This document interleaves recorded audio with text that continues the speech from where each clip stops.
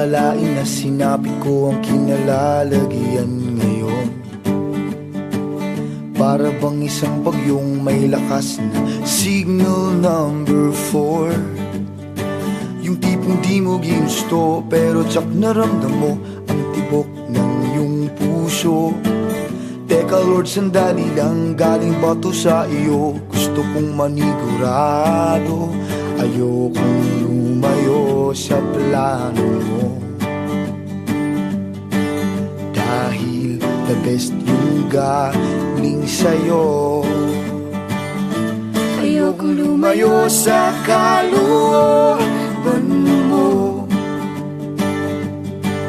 Kung itong nadaramay hindi galing sa'yo, please Panginoon, pakitanggal po. Ayokong pangunahan ang plano mo.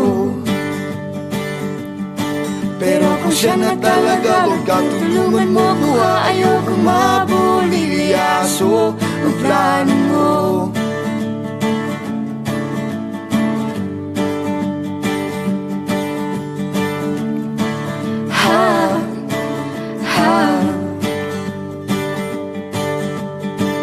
Di ko inasahan o sadyang pinilit kinalalagyan ngayon. Di naman kasi ako nabighani sa kaniya noon. Yung kusa kang nagkagusto, simula nang matento na siya'y nagbago. Wala nang siya'y nagseryoso, binigay buong puso kay Jesucristo. Ayokong lumayo sa plano mo. Dahil the best yung galing sa'yo. Ayokong lumayo sa kalooban mo. Kung itong nadaramay hindi galing sa'yo, please Panginoon, pakitanggal po. Ayokong pangunahan ang plano mo. Pero kung siya na talaga, Lord God, tulungan mo ko. Ayokong mabulilyaso ang plano mo.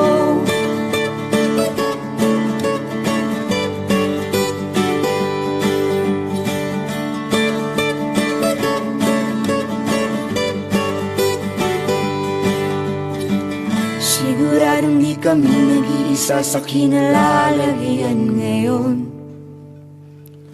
May mga batong tumama sa mga nakikinig sa amin ngayon. Matatapos na ang kanta, nakakarinig ka na, natamaan ka na rin, di ba? Huwag mo na tong ikaila, may hiya-hiya ka pa, ganito rin ang prayer mo, di ba?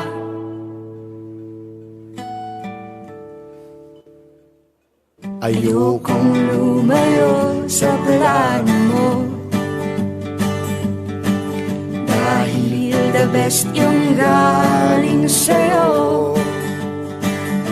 Ayokong lumayo sa kalooban mo.